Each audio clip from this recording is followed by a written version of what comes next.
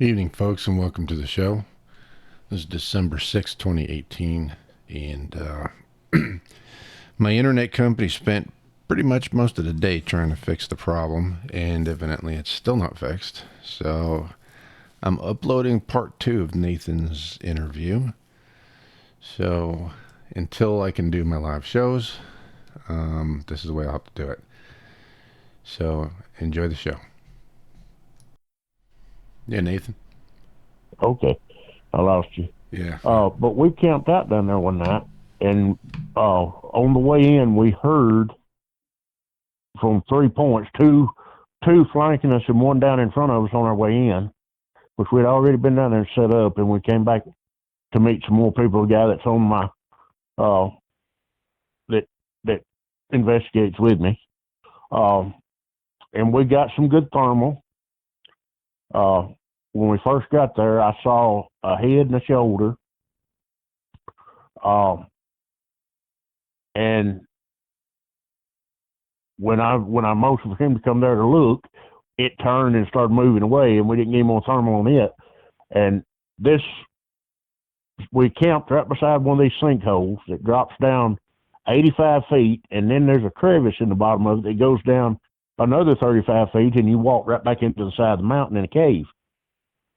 And something at 3 o'clock in the morning, I had went to sleep, and Jay woke me up. There was something climbing up out of that cave, and we got thermal on it almost until it figured out we were watching it.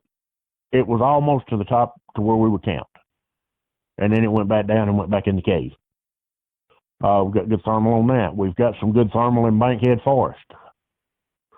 Um, Fact of the matter, BFRO, and I ain't crazy about the BFRO, but they're having a town hall meeting next Tuesday night in Bankhead Forest.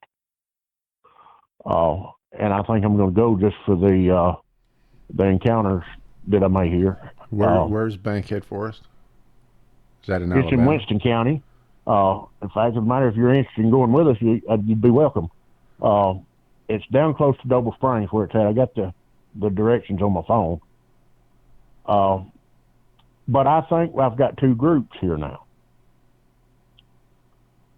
And the reason I think this is because, a lot of people distinguish particular creatures by their footprint. People like Renee DeHenden and John Green and all them back in the day, if they studied a particular group, they would uh, they would get familiar with particular or individual creatures by their track. Well, the ground here is so hard and rocky that there ain't nothing with a soft foot. Very seldom do you get a castable print. So I started distinguishing by behavior. I get a certain behavior out of the ones that I'm used to dealing with. About a year ago, two things happened. Well, I'll go back 2 years ago. They had a forest wildfire up around Gatlinburg, Tennessee, that burned thousands of acres, almost burnt the city of Gatlinburg. So you allow a few months travel time. Like a year ago, we started getting reports of black bears around here. We ain't had black bears around here in years, and probably in my lifetime. But we start getting a lot of reports of black bears. And about the same time, some people up the road from me start having several strange happenings. They think somebody's casing their house out to rob them because they're fairly well off. Uh, the husband owns a mechanic shop, and he buys things at trade days and buys things from yard sales and whatnot.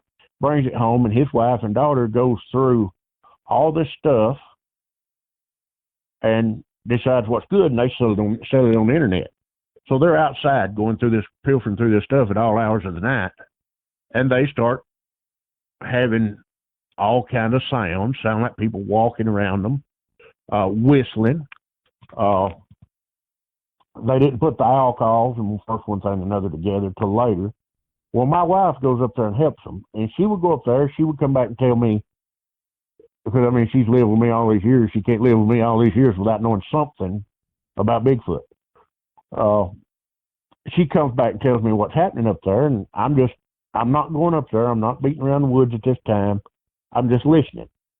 Well, they came out the door and saw something walking down their driveway towards their woods, which they sort of live in the woods, but so I had them draw a picture of it. And they drew a picture, looked like a little fat kid with hair all over it. Basically, it said it was about 5 feet tall, so evidently a juvenile. So then I start going up there. And they saw it. I traipsed around in them woods. And one time I got some good eye shine. And it turned, and when it walked in the woods, it looked back like it wanted me to follow it. I didn't. I didn't feel like it was really the thing to do at the time. But we've been screamed at up there. We've been the owl calls. I had one that would have been, I was facing due west, had one to the southwest, one to the northwest, calling back and forth. And me and their son was at a pretty good piece out in the woods.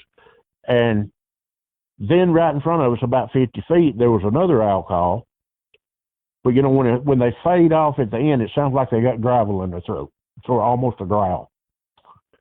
And as soon as it did that, it sounded like there's a bunch of spider monkeys up here behind us. So I tell him, I turn around and tell him we need to ease on back out of here, and he's cutting him trail for the house. So I work my way back out. A few nights later, they see, I'm assuming the alpha, because he stepped right out between two trees and in the spotlight and looked at the lady that lives there for probably 40 seconds. She dropped her light, and I mean, she broke down in tears. It was very traumatic for her.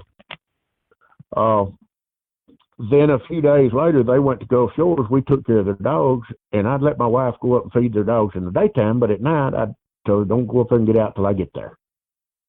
So I go up there, and we've got one huffing in the backyard. We've got the spider monkey thing at the end of the house. And across the road, we've got one throwing pebbles, not rocks, but pebbles at us, like it's more trying to get your attention than it is. And the dogs, when they're there, will not come out of the house. When they're not there, the dogs will. And I know this sounds a little far-fetched to me, because I'm thinking all this activity, you know, for years and years and years, it was a sporadic encounter, a sporadic sighting that you would hear about, and then it would just fade into anonymity and nothing else said for years. To all of a sudden, there's shit going on all around me. And you think this is because of the fire up in Tennessee? Well, I'm just, you know, that's just a theory that I have. I have no supporting evidence in this whatsoever, except that the black bears, which we know to be in the Appalachians, start showing up here about the time that this group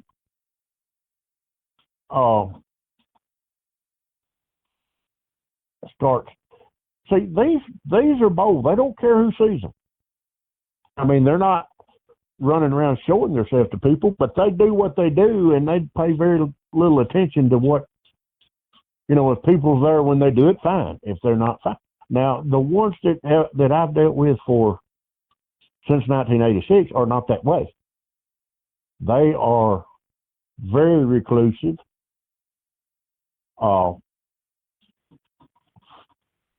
If you don't just happen up on one of them, you're not going to see them. They're not going to be out watching somebody's house. They're not going. These watch these people's house so much that there was some grass probably 5 feet high, and probably 40, 50 feet from the end of their house. And this grass, if you walked into that grass, you could walk 5 feet into tall grass, And then there was about a 40-foot circle where it was walled to the ground. Looked like a crop circle or something. Where they had been in there, hunkered down, watching these people pilfer through this stuff in their front yard. The daughter, and I think maybe this has got something to do with the activity there, why they picked there. But the daughter, she's 21, and she had, when all this started, she had just had a baby. So she was still lactating. She was, and that's when this activity at this particular property started. But they were there all the time. Every night, like clockwork, they'd show up between 9 and 11 o'clock, and they'd pilfer around out there and just make a general nuisance to themselves till about 3 o'clock in the morning. And then they'd go back wherever it is they go.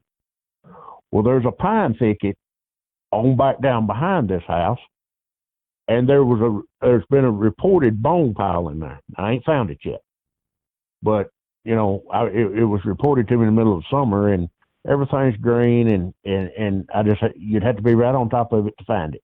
Is this a human bones, deer bones, Bigfoot bones? I'm assuming animal bones. And the person that told me about the bone pile didn't say there were any human bones. We have had 2 different occasions when livestock's been killed around here. That's something that had never happened before. And there were some chickens taken out of a chicken coop over here, and the door was open and left open. The chickens was removed. They were gone. There was no feathers, no nothing. They were just gone. So what that was, I don't know. I didn't find any tracks, but there again, tracks around here is a serious problem. I've got some pictures of tracks on my phone, and I've got some pictures of the tree markings and tree breaks and whatnot. But most of the tracks, I've got 2 tracks that was castable prints. One of them got rained out before I got back to cast it, and the other one I just found yesterday, and I haven't been back to cast it yet. But for the most part, a track around here is an impression most of the time in leaf litter and whatnot. Some of these tracks that I've got pictures of, the only way I found them is they were in the trackway of the 2 castable prints that I've actually found. But then about 2 months ago now, I've got a guy that investigates with me, another guy. His dad has passed away, and his mom lives by herself, and she don't sleep well now, so she goes out on her porch, drinks coffee sometimes at odd hours in the morning, like 2 and 3 o'clock. And she's been roared at twice in the last 4 weeks from the wood line. So I went over there today, and there is which I've been over there several times, but today I really done some looking around in the daytime. And there is a cane break of bamboo. Today was pretty windy and fairly cool. I found where it was a wide enough trail going up in that bamboo to 2 big round spots where something had been bedding down. The trails cut in there was wide enough for me to walk through, and I weighed nearly 300 pounds. So my shoulders are pretty broad, and I can walk through there without turning sideways to these bedding areas. And I found some tracks. I've got had game cameras up there, and I was fixing to put the SD card in my computer here in a minute and see what it was, but there were some tracks came right by one of those game cameras, right up beside it. But it was right in the edge of the field, so I couldn't tell whether they went further or not. So they went by the game camera while it was there? while it was there. And I ain't checked it yet. I was fixing to do that. By the time you called, I'd sit here on my computer in my lap. But it's it's it's I don't understand why all of a sudden activity is ramped up like it is. And I talked with Will, and he says it's uh, population growth, because he says he's getting that kind of thing from everywhere. Uh, I don't know if that's the case or not. Will's about as good an investigator as I know. He's pretty sharp at the collection of evidence.